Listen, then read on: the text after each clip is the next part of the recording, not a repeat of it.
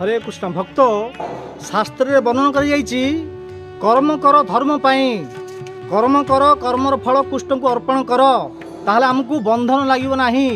भगवान श्रीकृष्ण निजे गीतारे कहते श्रीमद भगवत गीतारे भगवान श्रीकृष्ण केवल अर्जुन को कही ना अर्जुन को माध्यम कर संसार जेतिक मनीष मान अच्छा मानव मान अच्छा माधव मानव मान कहते पशु मान कही ना कौन कहते कर्म कर धर्म पाई कर्म कर कर्मर फल भगवान को अर्पण कर।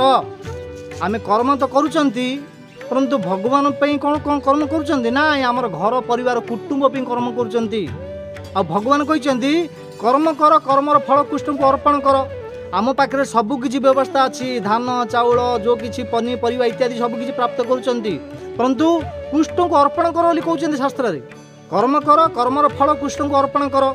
आमे कृष्ण को अर्पण करूना कर्म तो करुचंती धर्म पाई करूना ताहले सेति आमको विभिन्न प्रकार दुख व्याधि एगुड़ाक सब आसूची। भगवान निजे कहते कर्मेण बाधिकारस्थ माँ फलेषु कदाचिन कर्म कर कर्मर फल को आशा न कर। आमे कर्म करुचंती आशा रखुचंती मते धन मिलिबो मु चाकरी करुची मु नौकरी करुची मु सर्विस करुची मते एटा मिलले मु घर पोषण घर कुटुंब भरण पोषण करी। अरे कुटुंब भरण पोषण कले मध्य आपण माने ईश्वर को प्राप्त करें ना नरक जापरे नरक पलैबे किसी करेंगे आपण कार चोरी ना अधर्म ना सबकि माने किसी खराब कार्य न कला आपण नरक जीवे तार शास्त्र प्रमाण चैतन्य चौतामृत वर्णन कर कौन चारि वर्णाश्रम जदि हरि नाई भजे स्वकर्म करते से रौरव पड़े मजे।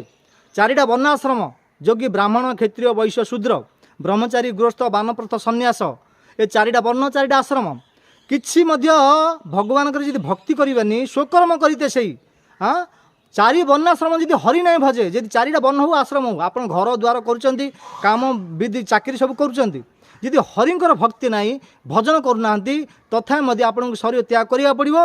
शरीर त्याग कलापर रौरव पड़े मजे जो विभिन्न प्रकार नरक गुड़ा अच्छी तामिश्र अंध तामिश्र रौरव कुंभिपाक अयपान ए श्रीमद भागवतम पंचम स्कंदे 28 प्रकार नरक वर्णन कर सुखदेव गोस्वामी परीक्षित महाराज कहते स्वकर्म करते से रौरव पड़े मजे। आम सबकि कलापर जी भगवान भक्ति न करवा ताला आमको नरक जा पड़ो। से समय अच्छी आपड़ जदि जे किसी नौकरी कर चाकरी कर सर्विस कर प्राइवेट हो गवर्नमेंट हो जेकोसी कर धर्म करूँ कर्म कर धर्म पाई आ जो किसी आपन को प्राप्त होची सीटा भगवान श्रीकृष्ण को अर्पण करूँ ताला आपन सारे पाप विनष्ट हो आपणकर हृदय निर्मल हो अंत समय आपण मैंने समस्त ईश्वर को प्राप्त करें। बहुत बहुत धन्यवाद। हरे कृष्ण।